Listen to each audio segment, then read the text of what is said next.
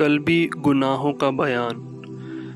قلبی باطنی گناہوں کی شریعت میں کیا اہمیت ہے، نیز قلبی گناہوں کے بارے میں معلومات حاصل کرنا ایک مسلمان کے لیے کتنا اہم ہے۔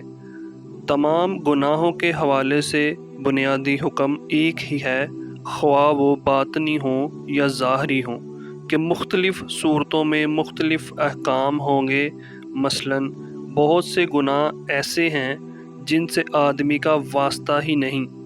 مثلاً کسی کے والدین نہیں ہیں تو والدین سے متعلق اکثر شرعی احکامات سیکھنا ضروری نہیں۔ اسی طرح کسی پر حج فرض نہیں تو اس پر حج کے احکامات سیکھنا ضروری نہیں، اور حج کے دوران ہونے والے گناہوں کی معلومات حاصل کرنا بھی ضروری نہیں۔ اسی طرح کوئی آدمی شادی شدہ نہیں تو بیوی بچوں سے متعلق احکام سیکھنا ضروری نہیں۔ علاوہ ازیں کئی گناہ واضح ہوتے ہیں جو سب کو معلوم ہی ہیں، جیسے چوری، ظلم، ڈکیتی۔ یہ وہ گناہ ہیں جن کا سب کو علم ہوتا ہے اور ان کا بطور خاص علم سیکھنا ضروری نہیں، سوائے اس کے کہ بعض چیزوں میں مزید کچھ ایسی تفصیل ہو سکتی ہے جس سے آدمی غافل ہو کر اس کا مرتکب ہو جاتا ہے۔ جیسے چوری کو سب ناجائز و گناہ جانتے ہیں، لیکن مسجد میں جب اپنی چپل چوری ہو جائے تو اس سے ملتی جلتی وہاں نظر آنے پر قیاس کر لیتا ہے کہ چور میری لے گیا اور یہ چھوڑ گیا۔ چوری کی فقہی تعریف تو یہاں پوری نہیں اترتی، لیکن بہرحال یہ گناہ ہے اور ایک اعتبار سے چوری ہے۔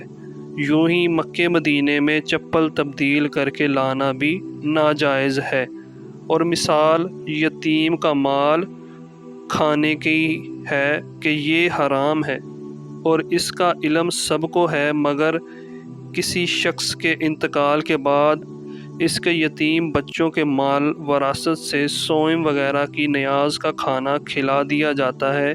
اب یہ سوئم کا ختم، چہلم کا ختم ایک نفلی صدقہ ہے، اور فی نفسہ سوئم و چہلم جائز ہے، ثواب کا کام ہے، لیکن یتیم کے مال سے کرنا ناجائز و گناہ ہے، اور اس کھانے کو کھانے کی خود یتیم بھی اجازت نہیں دے سکتا، کیونکہ وہ نابالغ ہے، اور نابالغ ایسی اجازت نہیں دے سکتا۔ اب وہ شخص بھی اس سوئم وغیرہ سے کھائے گا، وہ یتیم کا مال کھانے کا گناہ مرتکب ہوگا، لیکن اس کی طرف لوگوں کی توجہ نہیں ہوتی۔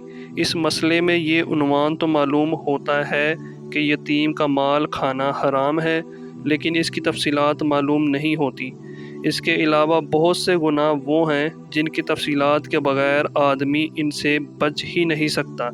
جیسے کاروبار میں کچھ چیزیں تو ایسی ہیں جن کا گناہ ہونا ہر شخص واضح طور پر جانتا ہے، جیسے دھوکہ دینا، جھوٹ بولنا، خیانت کرنا، ملاوٹ کرنا، یہ سب ناجائز ہیں وغیرہ وغیرہ۔ لیکن ان کے علاوہ بھی شریعت کے بہت سارے احکام ایسے ہیں جنہیں عقود فاسدہ کہا جاتا ہے، یعنی ایسے معاہدے جن میں شرعی اعتبار سے کوئی فساد پیدا ہو جائے، وہ تفصیلات سب کو معلوم نہیں ہوتی، لہٰذا تاجر پر تجارت سے متعلق مسائل سیکھنا ضروری ہے۔ اگر نہیں سیکھے گا تو نہ سیکھنے کا بھی گناہ ہوگا، اور پھر لا علمی کی وجہ سے دیگر کئی گناہوں کا مرتکب ہوگا۔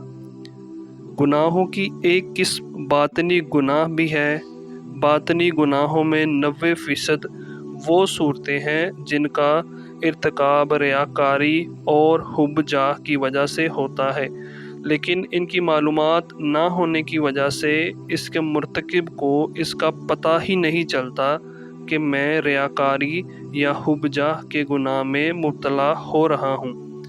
باطنی گناہوں کے متعلق معلومات نہ ہونے کا نتیجہ یہ نکلتا ہے کہ آدمی ریاکاری کر کے بولتا ہے، میں ریاکاری تھوڑی کرتا ہوں، یہ لوگوں کو کمتر سمجھ کر اور خود کو بڑا سمجھ کر کہتا ہے کہ بھائی میں تکبر تھوڑی کر رہا ہوں، وہ ہے ہی میرے نوکر چاکر، میرے ملازم، وہ ہے ہی ایسے۔ اب یہاں متکبر شخص دوسروں کو حقیر سمجھ رہا ہوتا ہے، لیکن اسے علم نہیں ہوتا کہ میں تکبر کر رہا ہوں اور یوں میں گناہ کا مرتکب ہو رہا ہوں۔ اب ایسی چیزوں کے اعتبار سے گناہوں کی معلومات کا حاصل کرنا ضروری ہے، اور اس کا یہی طریقہ ہے کہ دینی کتابوں کا مطالعہ کریں، علماء دین سے گناہوں کے بارے میں سیکھیں، اور جو ذرائع علم حاصل کرنے کے ہیں ان سے علم سیکھیں۔